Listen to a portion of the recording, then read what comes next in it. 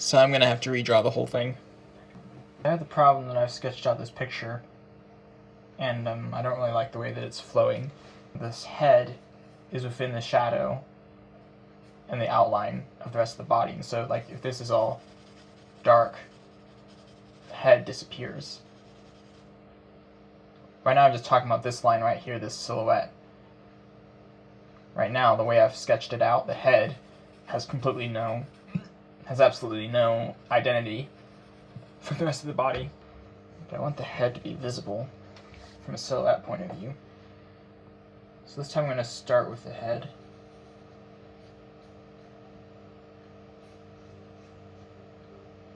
Kind of imagining a curve going on.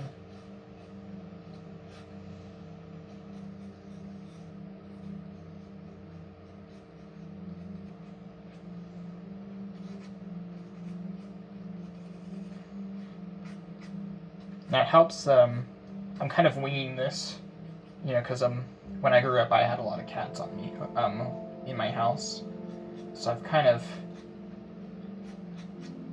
got an intuitive feeling of how a cat should look and feel. But, you know, research is always good for this kind of stuff. So that, imagining this sort of joint right there is about there. And this leg straight. About this leg. I'm imagining this kind of bending forward and jetting out like that. And then the head, you know, again with the thing of the silhouette, I want the ear to kind of stick out, but I want this neck angle. Because right now we have like, you know, this going into that. It's kind of an awkward neck angle.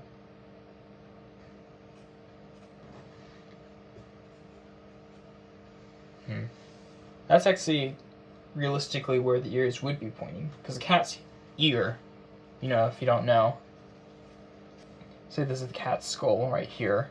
The ear isn't a straight line and then triangle. The ear is actually, you know, just like a hole. And it's kind of like a cone sort of shape going on. What I'm going to try to do is I'm going to imagine that the cat is looking over here at this ball.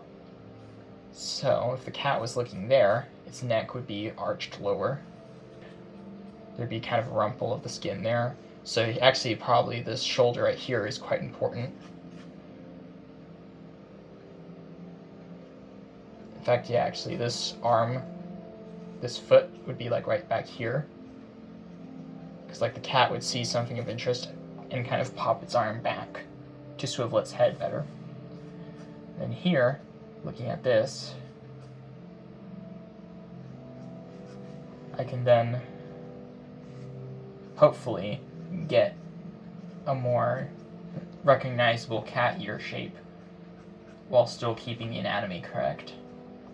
So basically, rather than bending the ear to stick out unrealistically, I'm just going to bend the whole scene to make the ear visible naturally.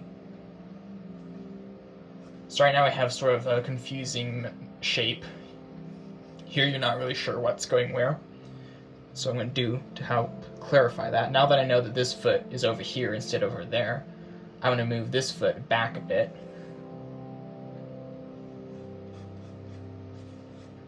To give sort of a visible gap of which foot is which.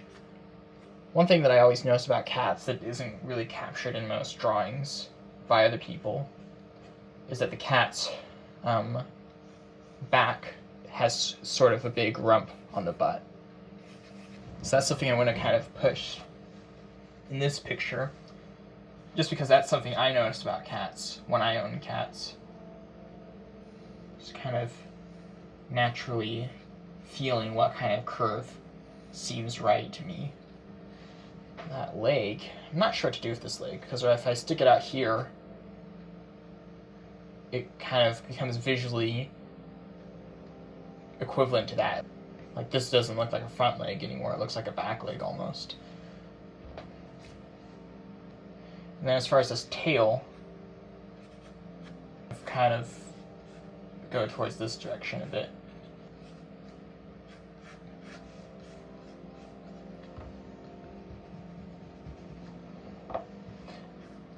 actually like that.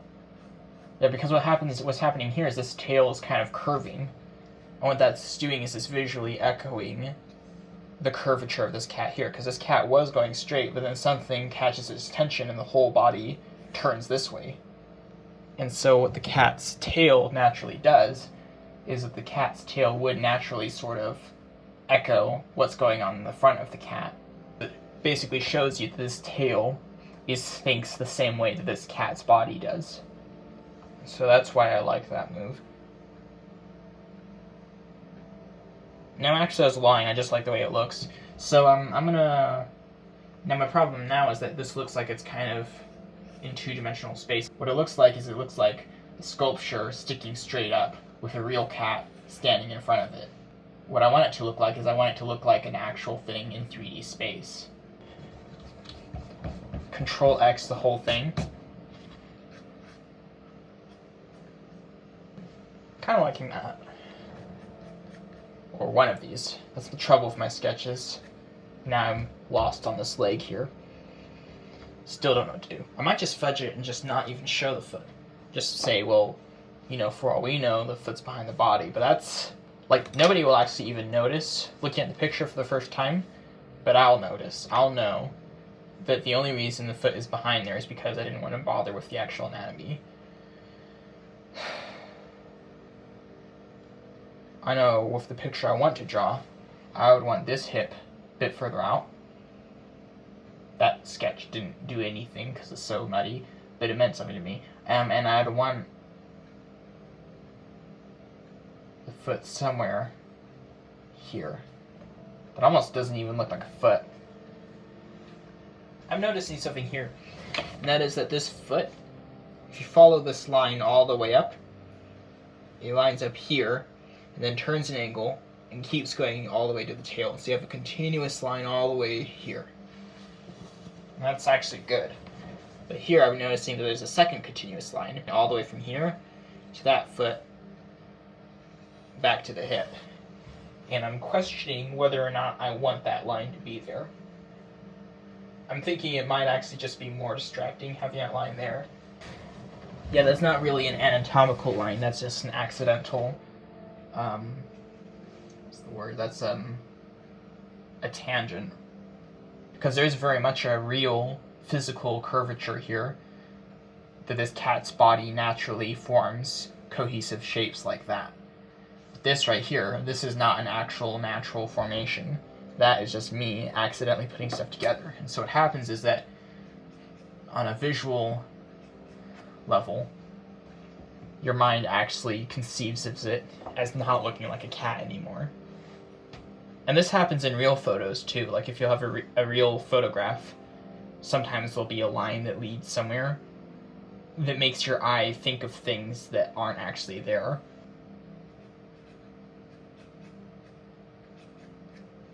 I think that right there is good, actually.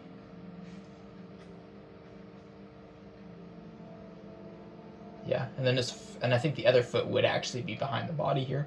I think I'm gonna go with this shape for now. Here's the thing about framing. Like if I was gonna frame it right here, it's almost like it takes on the role of the camera, the frame. So it almost feels like the cat was going so fast that it's going off the camera. Whereas if I move the frame down here, what it looks like is that the cat is chasing the view of the camera, where the camera is moving and the cat's having to go fast to keep up. So it's like the cat should be going here, but it stopped. So right now if you look, the cat's actually closer to this edge than it is to this edge. At least most of the cat, like if you're counting the actual cat themselves, there's more of a gap here. So the cat's, it's implied that the cat's looking over here at something. It's actually good that it's closer to this edge, because this edge isn't really where our eye is looking. Our eye is going to be looking where the cat is looking. The viewer's eye wants to see what the cat is looking at. But we're not that interested in what's next to the cat over here, because the cat's not interested. Which means that moving the frame closer in is something that actually feels natural, because that's what you're already doing with your eye. This is already in your peripheral vision. However, if it's too close, like if you move the frame right here, then suddenly your eye is noticing how chopped off it is. And so that can actually take your eye away from it. But if it's too far away, then your eye starts searching off the edge of the picture. And basically your eye stops looking at what the cat's looking. And that makes you less interested in what the cat is interested in, and that makes you less interested in the picture overall.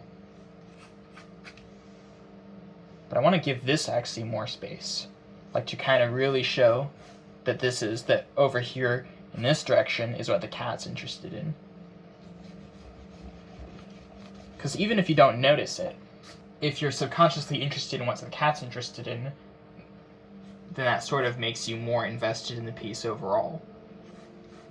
I feel like that's too wide though. I don't want to make it look empty.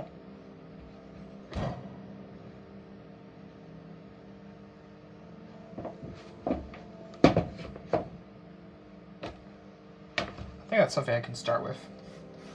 Now I'm making this frame, but I'm going to make the actual painting bigger than the frame in case I want to use more of it.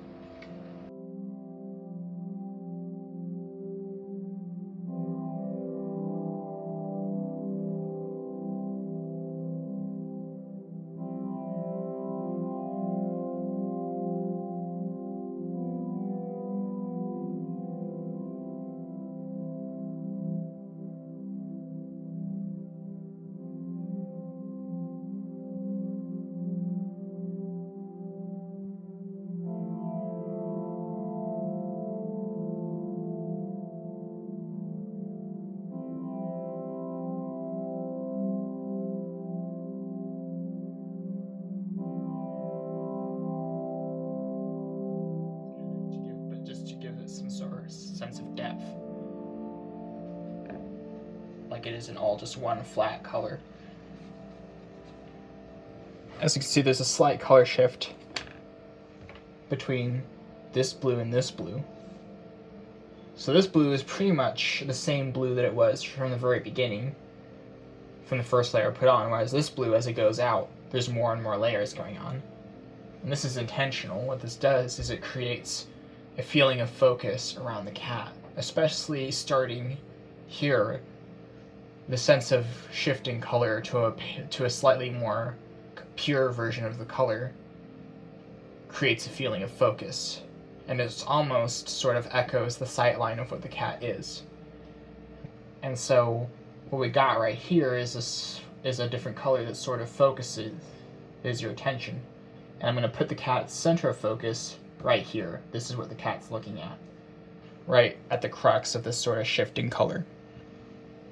It's very slight, but it's something that I think will contribute, even if on a subconscious level. I want to get this right.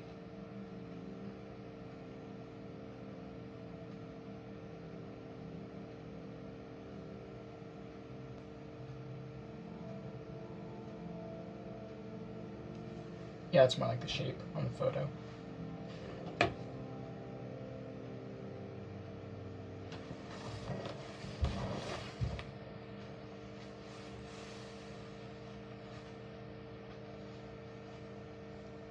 After this, I'm probably going to tweak the butterfly a little bit more.